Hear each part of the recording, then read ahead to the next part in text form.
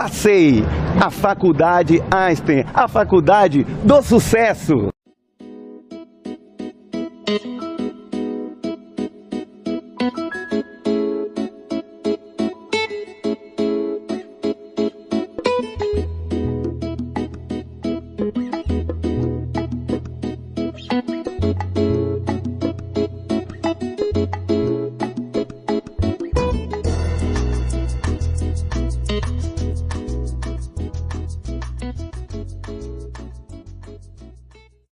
Olá, bem-vindo a mais um Encontro Notável com Eunice Espínola. Hoje estaremos entrevistando um advogado, professor universitário, bacharel em psicologia, Dr. Carlos Henrique Martinez.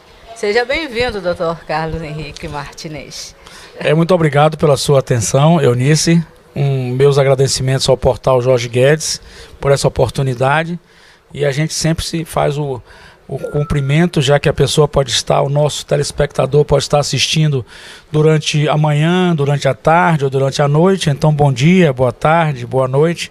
Assista o nosso programa com Eunice Espínola, que é um programa maravilhoso no portal Jorge Guedes. É um prazer e uma honra estar aqui para debater o assunto de interesse da coletividade, da comunidade e da nossa sociedade. O prazer será todo nosso. Vocês vão ver que hoje o programa de um tema bastante, vamos colocar, forte, né? Um tema Perfeito. Pesado. Vamos incluir ao nosso programa o nosso rabdomante Realino Elias. Muito agradecido por estar aqui nessa reunião aqui de intelectuais de alto nível e muito agradecido ao amigo Jorge Guedes, e a essa querida e atuante pessoa que é Eunice Espínola, com o seu programa O Encontro Notável. Surpresa, estou notável. Obrigada, Elias. E o casal maravilhoso que está, nosso partner, são Valfredo Gomes e Glória Maria.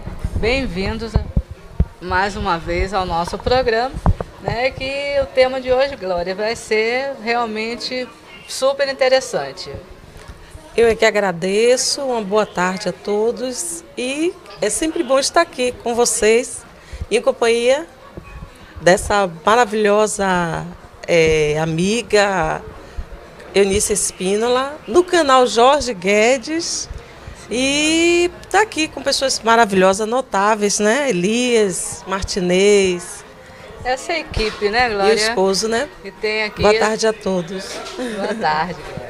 Boa tarde, Valfredo. Boa tarde também, agradeço aqui pelo convite, o encontro, né, com vocês.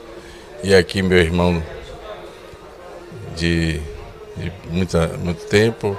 E eu e Elias também não deixa de ser irmão, né, irmão? Agradecer a Eunice, a minha esposa aqui presente. E vamos debater assuntos de interesse da comunidade, interesses sociais, com esse irmão aqui maravilhoso, que os temas é muito instigante, né, meu irmão?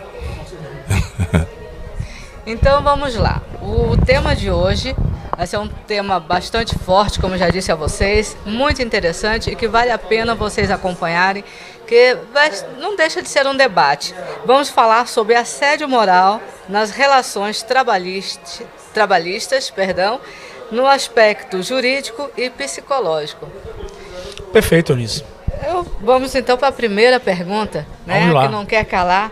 O que é assédio moral no trabalho, doutor Carlos? Vejam bem, senhoras e senhores, o local de trabalho, ele é, em tese, um local em que existe uma hierarquia para que possa funcionar perfeitamente.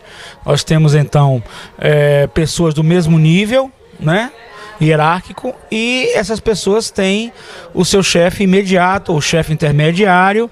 Esse chefe intermediário tem gerentes e, dependendo da complexidade da empresa, da organização, esses gerentes também se reportam a diretores e assim sucessivamente. Então, se faz necessário, no ambiente de trabalho, que tenhamos um bom ambiente de trabalho. Por quê? porque foi comprovado psicologicamente que a pessoa produz mais no trabalho quando ela se sente bem, quando ela tem o seu bem-estar físico e psicológico. Então ela produz muito mais. Então é preciso que se trabalhe muito nas empresas a questão da inter-relação, né, as inter-relações entre os colegas de trabalho e entre os seus superiores. A partir do momento em que um superior hierárquico, isso me parece que está surgindo muito nos chefes, nas organizações de maior porte, nos chefes intermediários ou coordenadores, esse chefe intermediário ou coordenador passa a exigir especificamente de determinado colaborador, porque o nome correto hoje é colaborador para as empresas, ele começa a exigir de um colaborador algo muito mais do que para os demais, ele coloca metas impossíveis, ele faz, digamos assim, uma série de perseguição mesmo ao trabalhador, ele desqualifica, ele humilha, ele maltrata o trabalho daquele colaborador, ele estará praticando o assédio moral, em que na Justiça do Trabalho é uma indenização que hoje está sendo uma indenização razoável. Por exemplo, nós temos o valor de R$50 mil, uma grande empresa, uma grande construtora, acabou de ser condenada recentemente em R$50 mil por assédio moral. E a minha colocação é o seguinte: às vezes o superior hierárquico, o diretor não tem conhecimento que esse chefe intermediário ou coordenador está praticando esse assédio moral. Então hoje já se fala na análise comportamental no sentido de uma auditoria na questão comportamental empresarial, sigilosa, a fim de evitar com que exista o assédio moral. Nas relações de trabalho nós temos três pilares importantes a serem respeitados no ser humano: a emoção, não é? O pensamento e a conação, que seria a ação. Então, tem que se trabalhar muito o emocional de cada colaborador, o que ele pensa com referência à companhia que ele está trabalhando, se ele se sente bem com referência a isso, e a sua ação, ou seja, o resultado do seu pensamento, dos seus projetos, com uma forma de ação. Então é preciso um equilíbrio nesses três pilares dentro de uma organização. Sabendo o colaborador que, além do seu bem-estar, existe uma questão de interesse dele também em atingir os objetivos da companhia, da organização, dentro das suas possibilidades, dentro do possível. Vem até a questão do colaborador, no caso. Ele é a pessoa que vai sofrer o assédio, né? O intermediário, que seria um gerente da empresa, ou, não é, dentro de uma empresa, esse gerente, para que chegar ao diretor, no caso da empresa, ao proprietário da empresa, né, passar por cima desse gerente para poder denunciar, ou ele teria... É uma situação bastante delicada, né? Porque eu acho que não é permitido ao colaborador chegar até o proprietário, até o dono da empresa, para fazer esse tipo de denúncia, até porque ele fica acuado quando ele está sofrendo esse assédio. A pergunta seria: como pode se prevenir, então, já que, no caso, quando ele já está sofrendo o assédio, ele já fica numa situação acuada, né, Glória? Na realidade, o processo de prevenção, e aí, Eunice, você coloca uma coisa muito interessante. Imaginemos que você tem um chefe intermediário, um coordenador, e que esse coordenador lhe diga determinadas coisas que recebeu como instruções do seu diretor. Porque o diretor, vamos falar de uma empresa que tem um dono, vamos falar de uma empresa multinacional, uma empresa de maior porte. Então, esse diretor, por confiança, porque é um cargo de confiança, nomeou esse chefe intermediário, esse coordenador. E esse coordenador, chefe intermediário, passa a dizer ao colaborador que existem determinações do seu diretor, quando na realidade não existe nenhuma determinação. Porque o colaborador, na hierarquia, não consegue passar, como você falou muito bem, passar por cima desse chefe intermediário. Então se faz necessário o processo de prevenção na questão da psicologia organizacional, né, numa advocacia preventiva, porque na realidade isso se torna uma advocacia preventiva. E nós atuamos nas empresas nesse sistema de advocacia preventiva e de psicologia organizacional, com análise comportamental. Nós então trabalhamos, por exemplo, com uma espécie de auditar O que é auditar? Ouvir, né? Ouvir as pessoas, fazer uma auditoria comportamental sigilosa, em que ninguém se identifica, para a gente poder realmente identificar problemas de interrelacionamento, problemas de interrelações pessoais e até mesmo identificar o assédio moral e corrigir. Evidentemente que um estudo, e até para o público ouvir, um estudo muito sério, de várias revistas internacionais, mostram que o psicopata, ele consegue, por ele ser uma pessoa fria e calculista, não ter empatia com ninguém, ele consegue atingir os postos mais elevados nas empresas no mundo. Nossa. No mundo. No mundo, não é no Brasil, é no mundo.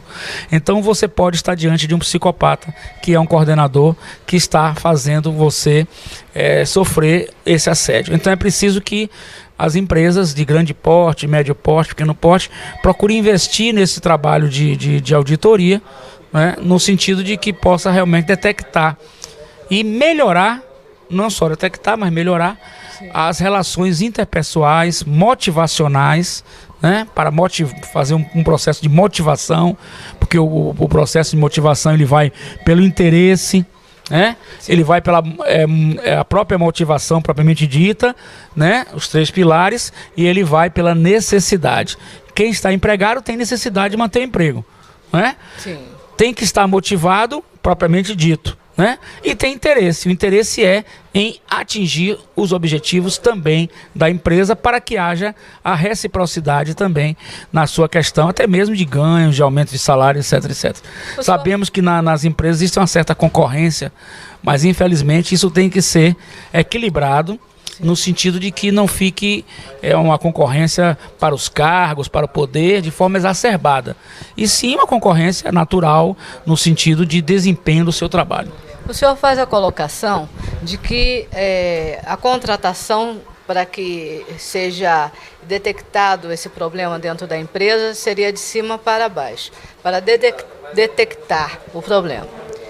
No caso da empresa não ter essa contratação, não fazer essa contratação, como seria o caso de um funcionário? Como ele poderia agir para denunciar que está sofrendo um assédio? Ele tem uma proteção da própria lei, se ele recorrer à lei? Ele tem uma proteção? Sim, lógico que ele tem proteção. A própria Constituição Federal... Porque geralmente quem sofre esse assédio, ele é ameaçado. Com certeza. Né? Ele não só, ele sofre o assédio dentro da empresa, mas quando ele tenta reagir, esse colaborador, esse coordenador, ele chega e ameaça mesmo, né? Não só o emprego, mas a saúde, a vida. Então, a gente sabe de casos de pessoas que saíram do trabalho com problemas seríssimos psicológicos, né? Por não conseguir se manter dentro do emprego. A lei se posiciona nesse momento? Sim, a lei se posiciona. Veja só, vamos começar pela pirâmide de Hans Kelsen, que a gente fala da Constituição da República Federativa do Brasil de 88. No topo da pirâmide nós temos a Constituição. A própria Constituição garante a todos a dignidade da pessoa humana. E o assédio moral, ele fere a dignidade da pessoa humana. Depois nós temos o próprio Justiça do Trabalho, com várias jurisprudências, né? No sentido, o direito trabalhista, que se converte em dano moral, sim, o assédio moral e o sexual também. Então há uma conversão para esses dois assédios, e há uma proteção jurídica para isso. Agora, o grande problema é a questão da prova. A questão da prova é o seguinte: é preciso que haja uma prova contundente, é preciso que haja uma prova cabal, uma prova que possa realmente oferecer subsídio ao magistrado para que ele possa condenar. Porque senão nós vamos ficar em condenações que não são condenações que merecem credibilidade. A justiça também não pode condenar assim: eu fui assediado, sem nenhuma prova. É preciso que haja uma prova. E o problema da prova, o problema probatório, é muito difícil. Então se recomenda, quando se comunicar por e-mail, mande uma cópia para o seu e-mail, vai receber o e-mail dele. Quando estiver conversando com ele, tenha também outras pessoas lhe ouvindo. Certo? É muito importante digamos assim, esse meio de provar através de testemunha e através da prova documental, da prova pericial, etc, etc.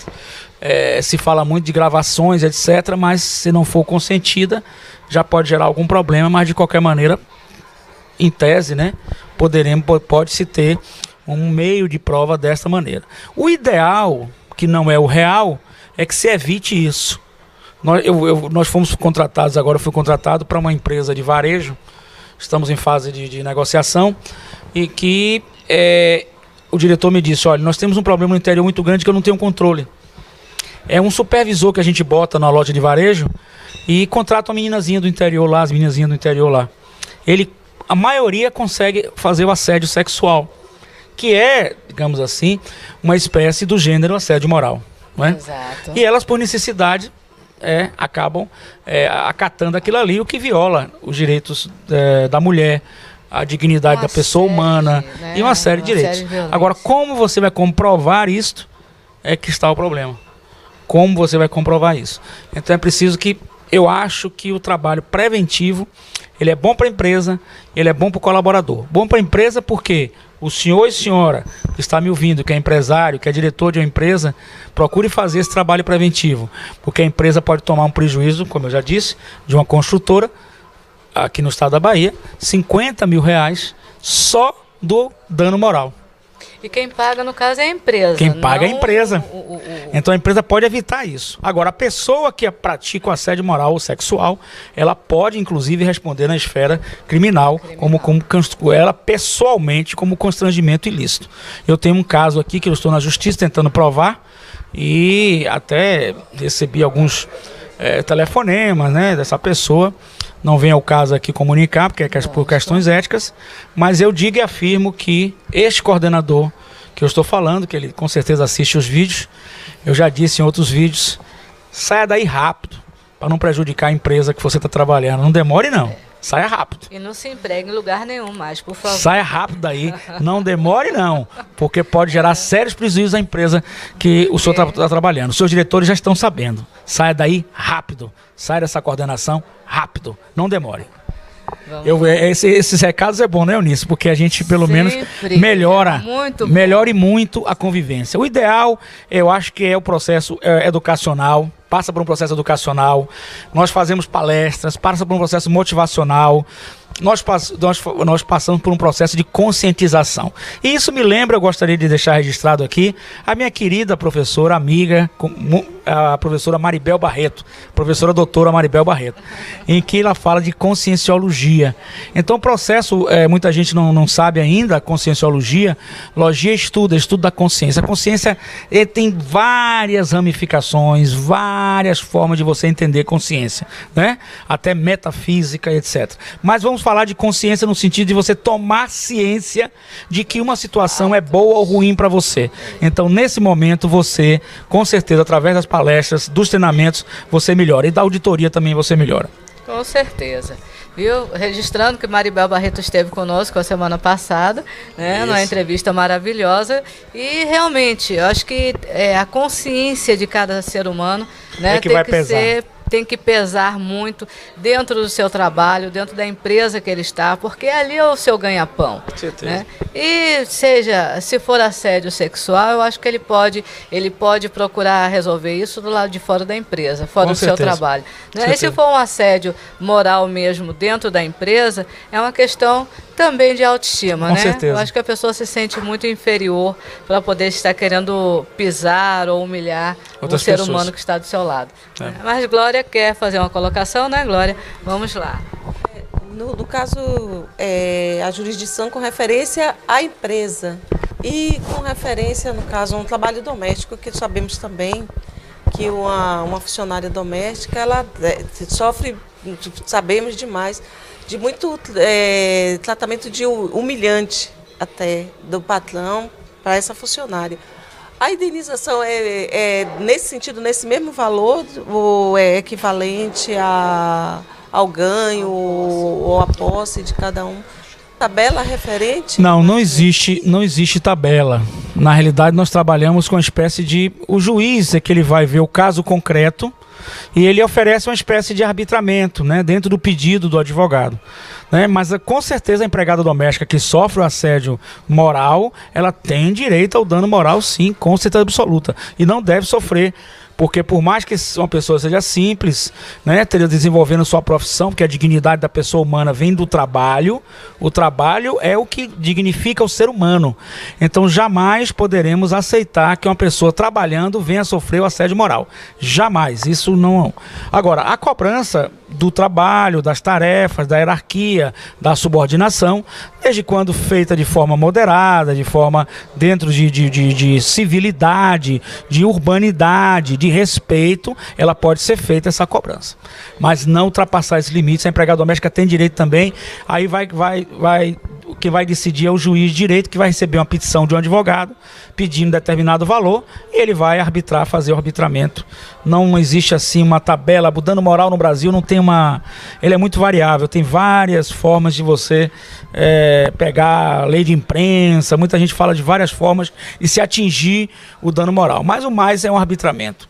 Hoje, neste trabalho, nós temos, no caso de uma construtora, que se achou até um valor alto, 50 mil reais, ela foi condenada pelo dano moral, somente o dano moral, fora as parcelas rescisórias. Existe também a colocação de que gera traumas na pessoa que está sofrendo o assédio, né? Esse trauma, pela justiça, ela é ressarcida só financeiramente ou com tratamentos psicológicos também, tratamentos médicos que venham a ser necessário? Porque eu acho que o trauma realmente da pessoa, ela acho que abala o seu emocional e ela vai gerar dificuldades para tudo, não só para dentro de casa, mas para ela desenvolver seu trabalho em um outro trabalho até que ela esteja, né? Ela vai ter esse trauma. Como é que é resolvido isso dentro da lei? Veja só, quando se fala do dano moral, esse valor em dinheiro, ele é justamente para um ressarcimento completo. Certo. Não há como, digamos assim, ressarcir, porque aí nós teríamos que partir para um ressarcimento de um dano material, né? Sim. Evidentemente que fica mais difícil. Evidentemente que a pessoa sofre um trauma, né? Certo. É um estresse, pode se tornar um transtorno do estresse pós-traumático, né? O transtorno do estresse pós-traumático é um transtorno difícil de trabalhar, difícil de resolver e vai gerar prejuízo a essa pessoa, né? Evidentemente. Ela poderá pedir, pleitear um tratamento psicológico se comprovado que ela esteja no transtorno do estresse pós-traumático. Evidentemente que nem todo mundo que sofre o assédio moral vai desenvolver o transtorno do estresse pós-traumático, né? Que é, digamos assim, um transtorno mental que necessita de um tratamento psicológico. Mas a pessoa poderá, evidentemente, sofrer só o assédio moral, não desenvolver o transtorno, mas a sua pergunta é muito boa, é muito válida. Sim. E poderá se pleitear em juízo esse tratamento, sim, a empresa poderá arcar com isso. Evidentemente que a gente não tem ainda muita, digamos assim, nesse sentido, muita jurisprudência, mas com certeza é algo que vai e necessita surgir, né, como meio de solucionar o problema daquela pessoa que sofreu aquilo no trabalho. Nós falamos. Inclusive eu tenho um caso agora recente em que o rapaz sofria o dano moral, ele foi ao Recursos Humanos, procurou o pessoal de psicologia organizacional, né, quando a empresa tem esse setor, quando tem esse setor de auditoria, e ele foi transferido, ele trabalhava de um turno para o outro, e cessou o problema. Já que o problema era o contato com aquele chefe, porque as pessoas têm naturalmente empatias, né? Pessoal, as pessoas às vezes gostam umas das outras e uma pessoa pode não gostar da outra. Exato. Não é verdade? Temos toda a liberdade. Então, até né? o behaviorismo nos fala sobre o GGR, é o gradiente de generalização respondente. Muita gente fala que aqui, em momento nenhum, a gente quer entrar em parte de religião, respeita a religião de todos, a crença de todos, mas o behaviorismo, por ser uma análise comportamental, ele fala do gradiente de generalização respondente, que significa, se a senhora esteve em contato com a pessoa há 10 anos, 20 anos, e o perfume dela foi agradável, se outra pessoa tiver com o mesmo perfume, um perfume parecido, no primeiro dia do seu encontro, a senhora vai gostar daquela pessoa. a contrário senso, a senhora também não vai gostar. Isso para análise comportamental é o GGR, né? É o gradiente de generalização respondente. É um comportamento respondente dentro do behaviorismo. Que o behaviorismo é a ciência que estuda o comportamento humano, a análise comportamental. Ótimo. Nós fomos de um extremo a outro. Falamos de uma grande empresa e fomos para uma pequena empresa que é a empregada doméstica, que é um lar. Falando de uma microempresa, vamos colocar assim, que essas microempresas, elas não estarão ou ainda não têm acesso à contratação de um pessoal para detectar esse tipo de problema dentro da sua empresa, né? Como essa microempresa ou como este funcionário desta microempresa, ele pode proceder? Veja só, na realidade, quando a gente fala em microempresa, empresa de grande porte, pequeno porte, nós estamos falando de situações econômicas, né? Sim. Rendimentos da empresa, etc., porte, estrutura, logística, etc. Uma empresa de grande porte, ela pode ter internamente, pode ter uma consultoria mais cara. Exato. Uma empresa de microempresa pode ter uma consultoria mais barata, mais simples, né? Mais rápida.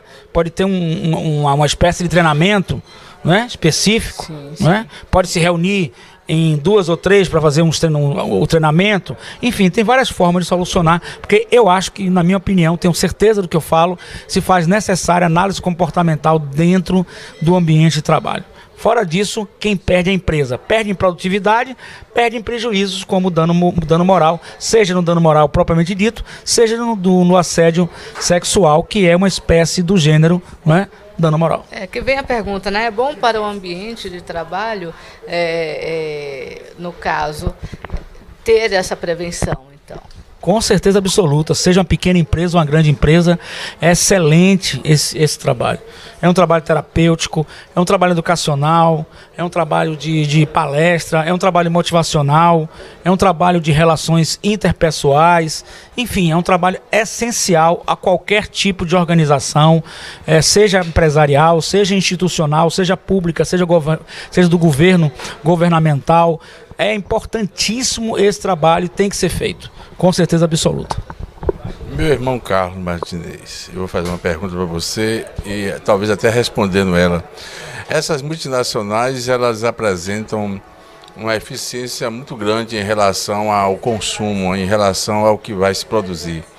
E valoriza muito o funcionário para destacar ele o destaque do mês, que já vem se fazendo isso em rede de supermercado, em shopping.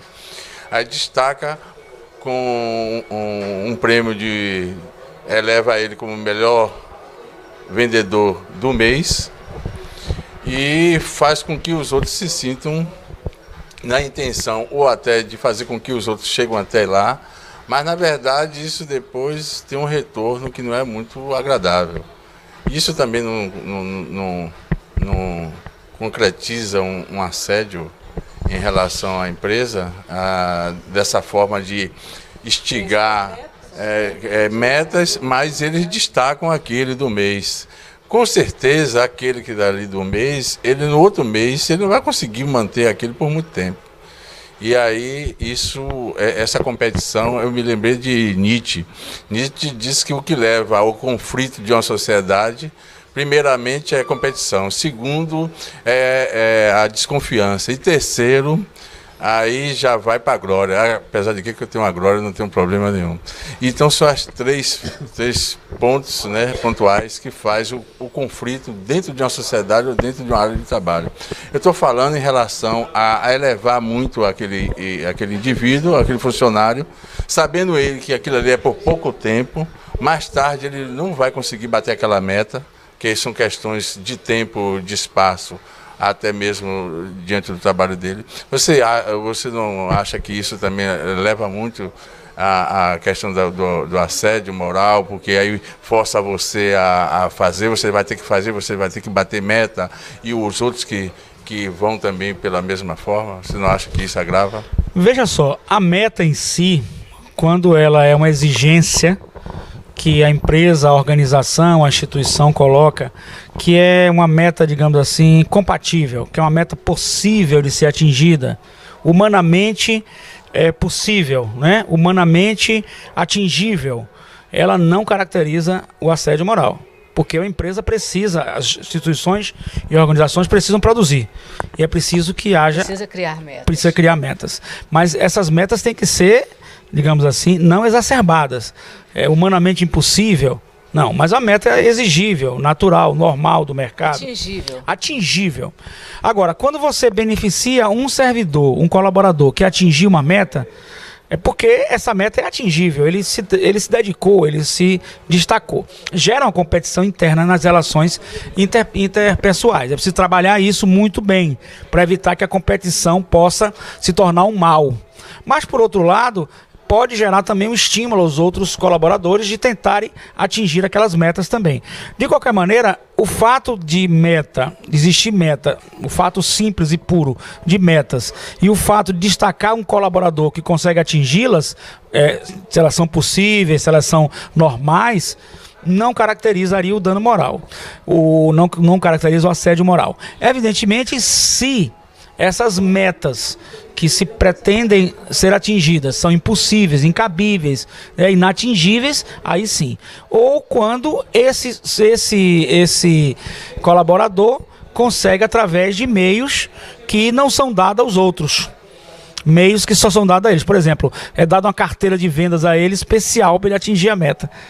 Não está tendo um tratamento isonômico, igualitário. Aí, nesse momento, você pode ferir realmente o outro se sentir inferiorizado. Mas o fato de você competir no mercado hoje em dia se faz necessário, é uma coisa normal, desde quando dentro de certo equilíbrio entre os seres humanos, para evitar justamente essas coisas. E se trabalhar no treinamento inter-relações deles, para que eles compreendam bem isso fique de uma forma mais natural, né? Sem, digamos, como você colocou, exacerbar demais aquele funcionário. Mas é apenas estimulá-lo e reforçar outros, eu e ele mesmo, para conseguir, mas sem endeusá-lo, vamos usar um termo mais, né? Em detrimento aos demais. É a questão fordista, né? De Ford, que é a visão dos ingleses, dos americanos, e a visão taoísta da visão japonesa, que quando eles fazem a greve, eles produzem mais para provar que pode ganhar bem e eles podem também produzir mais. Então a greve é totalmente invertida do que a gente faz aqui. Isso é um comportamento que a gente deve levar isso como exemplo também. A gente produzir sem precisar dessa competição. É isso que eu estou falando. Você competir, aí você produz, né, de qualidade, produz bem, quando você está bem dentro de uma empresa, sem ser obrigado ou instigado a chegar a esse ponto. Porque esse ponto, para mim, é danoso dentro da empresa, porque eu trabalhei em área de produção, eu sei como é isso. As pessoas ficam o tempo todo competindo, né? Por isso que eu perguntei a vocês se isso não leva a assédio moral. É preciso trabalhar bem essa análise comportamental, essa relação interpessoal nesse processo de competição. E Martinez, agora mesmo teve um problema com a empresa de telemarketing, que os funcionários foram obrigados a ficarem numa empresa onde eles estavam passando mal. Isso também é considerado um assédio? Sim, a partir do momento que você é obrigado a ficar num local insalubre, não só a questão da insalubridade, né, que é uma coisa, né, periculosidade, insalubridade, que é um direito do trabalhador, mas também a obrigação de ficar num local insalubre pode ser considerado um assédio moral, inclusive coletivo, né, no caso aí um assédio moral coletivo. Já surge também uma série. Um telemarketing, vocês viram?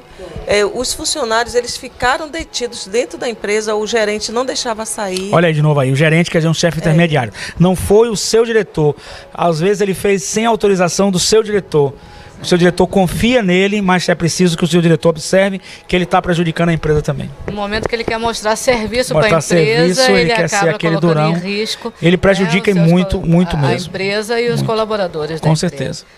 É preciso, então, um treinamento mais rigoroso com esses gerentes, né, que estão. Com certeza. Ali e observação, porque podemos estar tratando de um psicopata, né? Exatamente. Psicopatas existem em coordenações, em chefes intermediários. Psicopatas existem. Eles existem. Eles existem. E eles sabem que existem. E eles sabem que eu sei. É o livro de Ana Beatriz Barbosa, que ela fala sobre o Mentes Perigosa. ela diz que não há um tratamento para o psicopata, o tratamento é para as vítimas destes, porque para o psicopata ela seria a favor até da eliminação. Mas eu discordo dela, né? Na realidade, o psicopata também ele precisa de tratamento, né? Precisa, Evidentemente, com é uma pessoa humana e precisa de tratamento. As vítimas também. Mas ele também. Ele tem um transtorno da personalidade antissocial que precisa ser tratado.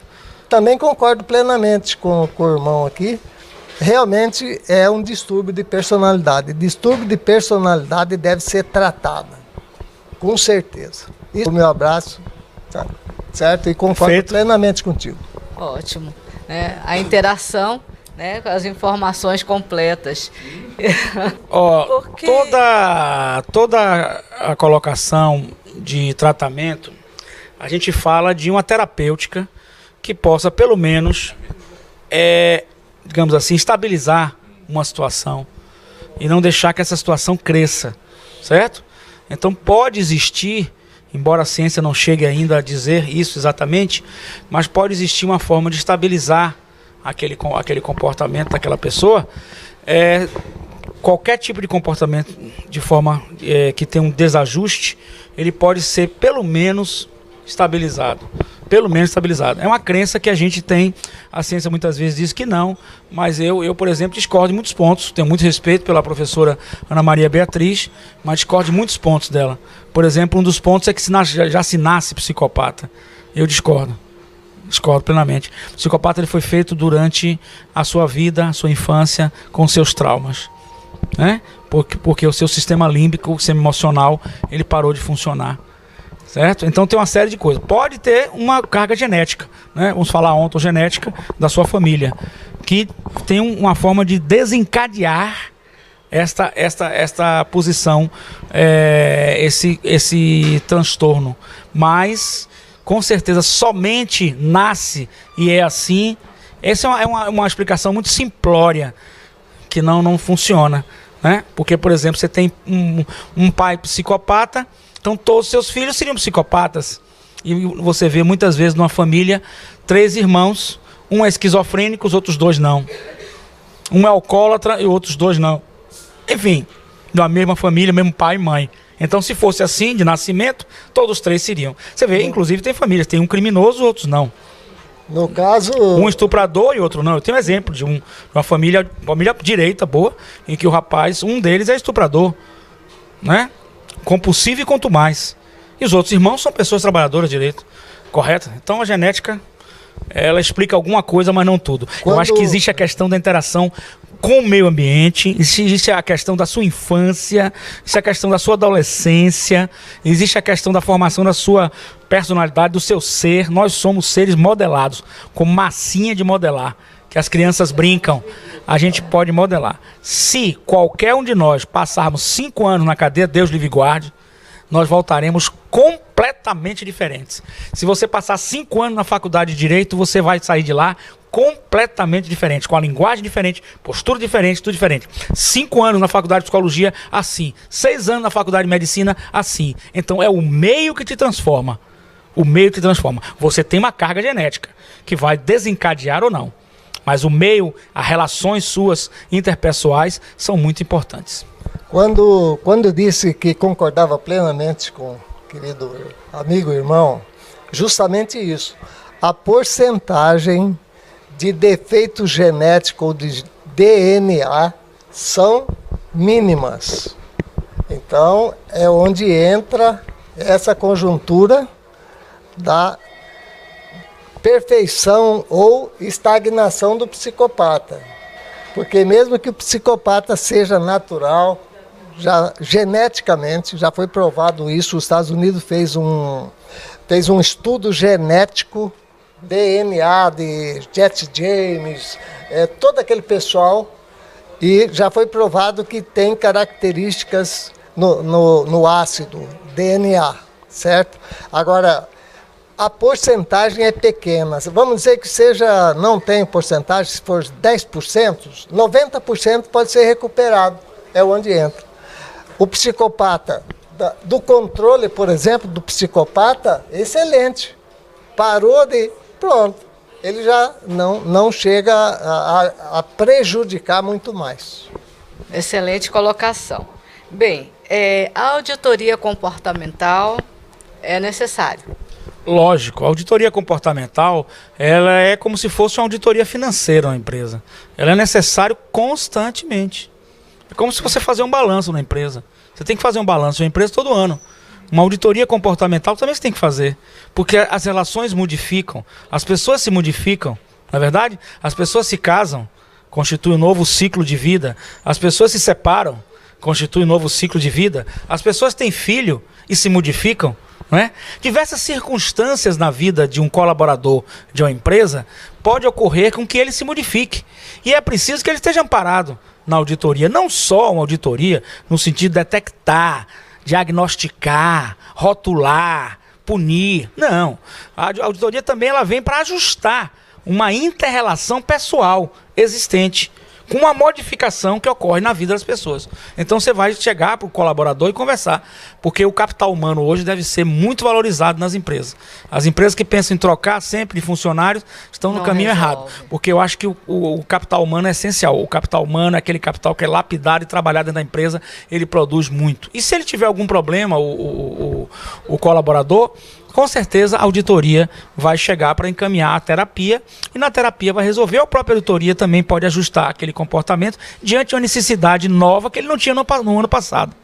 Então a auditoria comportamental e empresarial é a mesma coisa da auditoria financeira nas empresas. Tem que ter periodicamente. Ela não chega para decepar cabeças, e sim para corrigir. Não. Corrigir, né? ajustar da melhor maneira possível, porque ela inclusive sabe do assédio moral. Não pode uma auditoria praticar o assédio moral, lógico, né? Então se aquele coordenador está tendo problema, ele tem que ser conversado com ele, tem que ser analisado o comportamento dele, ser feito um relatório para o seu diretor, confidencial, evidentemente, mas com certeza se busca aproveitá-lo, porque se ele está lá, ele é de confiança, alguma coisa serve. Alguns não são aproveitáveis, né? Assédio moral nas relações trabalhistas, aspectos jurídicos e psicológicos, Dr. Martinez, isto é um banquete. Com certeza absoluta. É muito gostoso estar levando essa informação para todos vocês.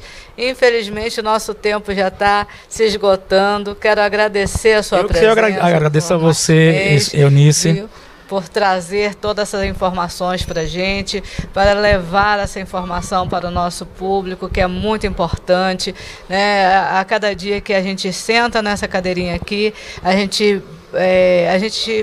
absorve todas essas informações, procura absorver todo, né? Ser uma esponjinha para poder aprender tudo isso que a gente está ouvindo aqui. E hoje, não mais diferente do que os outros dias, está sendo uma tarde muito proveitosa. Viu? A sua presença aqui enriquece muito o nosso programa. E como você já tem o seu programa também no portal Jorge Guedes, mas eu quero Núcleo Transdisciplinar Direito e Psicologia. Quero contar com a presença de todos vocês. Na terça-feira, dia 17 de março, na Fé com Base, Federação dos Comerciários do Estado da Bahia, com o portal Jorge Guedes, com a nossa querida Anitta e toda a nossa equipe estaremos lá. Na terça-feira, às 9 horas da manhã. Perfeito. Eu quero agradecer e deixar uma mensagem final e mais um agradecimento também à professora doutora Maribel Barreto, porque através do processo da conscienciologia, a análise comportamental se desenvolve também. A consciência, a conscientização das pessoas. Eu estou falando de uma vertente da consciência, porque existem números, né? Estou falando de uma só vertente. A consciência da pessoa, a conscientização é um processo muito importante, e isso a doutora e professora Maribel Barreto, que eu mando aqui um grande abraço, nossa querida Maribel Barreto, ela tem feito, nosso abraço aqui, ela tem feito um trabalho excelente na esfera da conscienciologia, que tem várias vertentes, é multifacetária, várias facetas, né? Polifacetários, polifacial, e realmente esse trabalho melhora muito quando se tem a consciência do que está fazendo profissionalmente. Quero agradecer a Glória, minha querida cunhada, meu queridíssimo irmão Valfredo, meu queridíssimo irmão Elias, a Jorge Guedes e a Anitta, que estão aqui conosco nos bastidores, e a nossa querida Espíndola, né? Eunice Espíndola, que esse programa maravilhoso seu, que é uma honra estar aqui com vocês. Ao senhor e à senhora que está nos ouvindo, muito obrigado. Bom dia, boa tarde, boa noite. Assista o nosso programa, assista o portal Jorge Guedes. Informação com qualidade, um processo educacional para a sociedade. Maravilha. Quero agradecer também a presença de Glória, de Valfredo, de Realina Elias, agradecer também a Anitta, a Jorge Guedes, que nos permite estar no ar toda semana, levando essa informação para vocês. Obrigada por mais esta companhia. Espero vocês na próxima semana com outro nome, com uma outra mente brilhante, tão brilhante quanto do Dr. Carlos Henrique Martinez. Obrigada a todos, até a próxima.